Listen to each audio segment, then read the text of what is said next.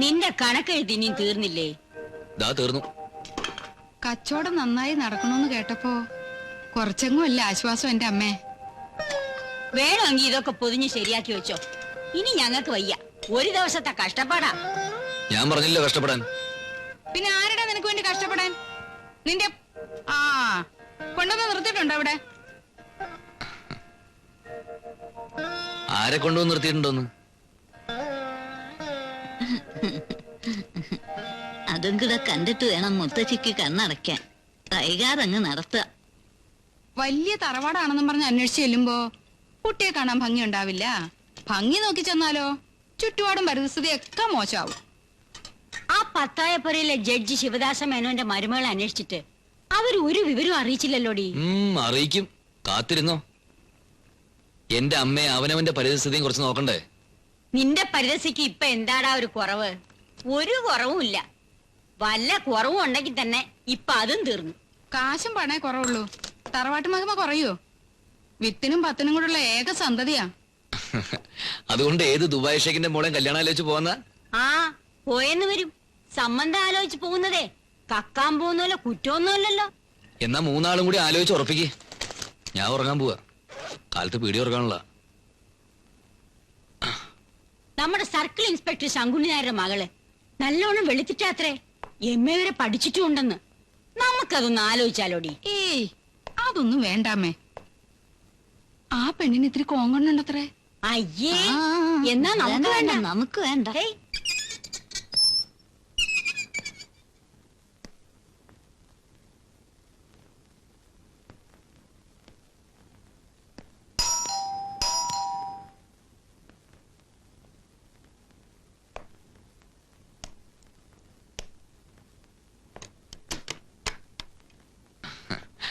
മുതലാളി ഒന്ന് കാണായിരുന്നു. ആരാ?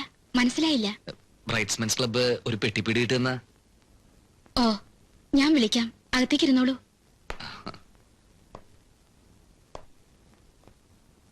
നിൽക്കാൻ ബുദ്ധിമുട്ടുണ്ടേ ഇരുന്നോളൂ. വേണ്ട, ഞാൻ നിന്നോളാം. അല്ല, ഇത് കുറച്ച് നന്നാരി സർബത്തും കുറച്ച് എള്ളുണ്ടയാ, വീട്ടിലുണ്ടാക്കിയതാ.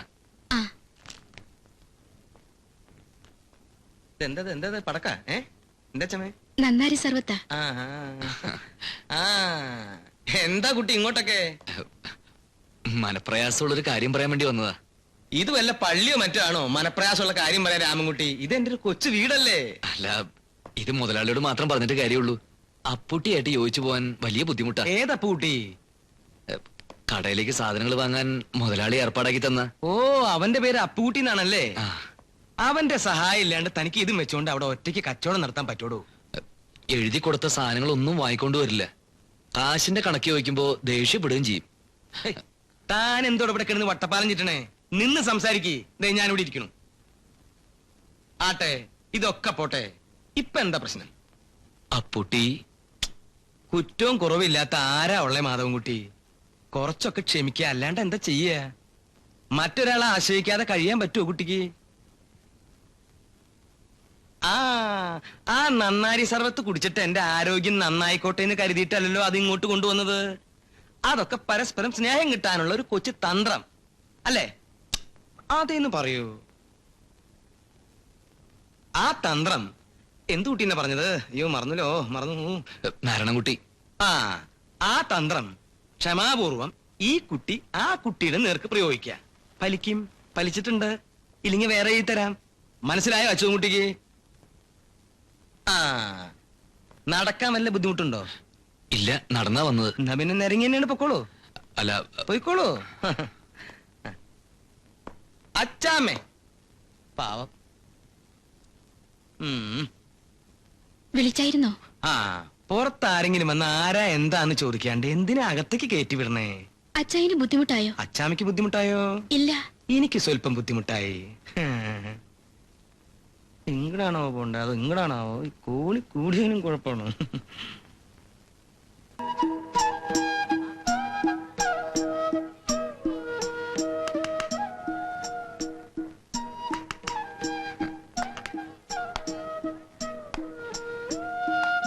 മഷിയുണ്ടോ?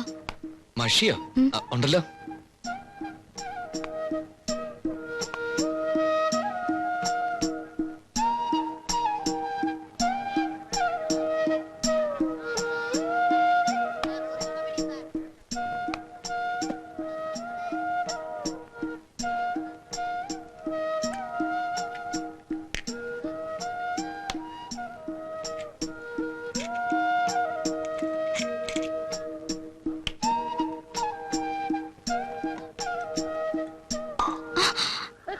അയ്യോ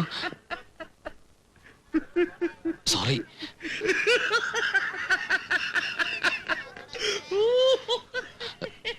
അറിയാതെ തുറന്നപ്പോ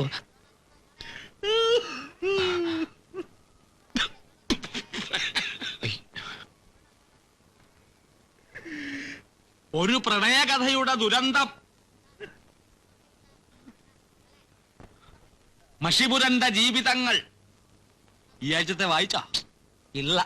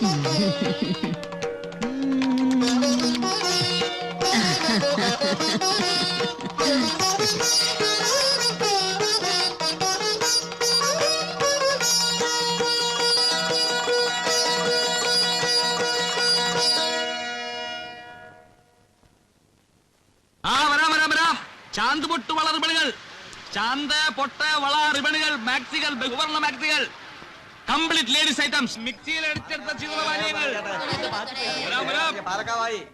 മുന്തിരി ജ്യൂസ്. ഇപ്പൊ അരി വെക്കും, ഇപ്പൊ അരി വെക്കും. ടീച്ചർ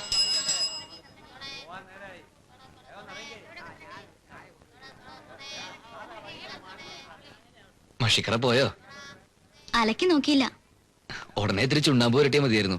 അപ്പൊ ഇത്തിരി ചുമക്കുന്നുള്ളൂ, പിന്നീട് അലക്കുമ്പോ പോവുകയും ചെയ്യും. നല്ല ശീലം ഉണ്ടെന്ന് തോന്നണു. എന്ത്?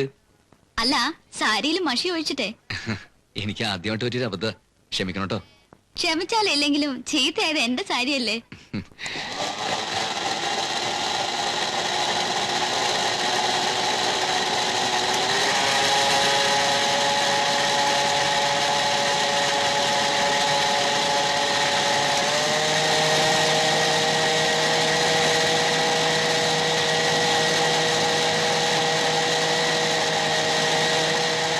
എന്താ ശാനത്, കൊറേ നേരം ആയല്ലോ. ഇന്നലത്തെ ബാക്കി ഇരുന്നോട്ടെ. പേനയിൽ വീണതും സാരിയിൽ വീണതും എല്ലാം ചേർത്ത് 1 രൂപയായി കാണുമല്ലോ. എന്താ ശ്രീദേവി ടീച്ചർ പറയണത്? അല്ല, കട തുടങ്ങിയിട്ടേ ഉള്ളൂ. നന്നാവാനുള്ള ലക്ഷണമൊന്നും കാണുന്നില്ല എന്ന് പറയായിരുന്നു. ഇയാള് നന്നാവും. നിങ്ങളുടെയൊക്കെ അനുഗ്രഹം ഉണ്ടെങ്കിൽ ഇയാള് നന്നായിക്കൊള്ളും.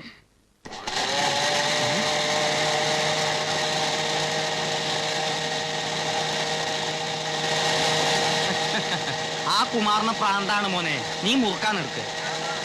ചില്ലറ വൈകുന്നേരം വാങ്ങിച്ചോളാം.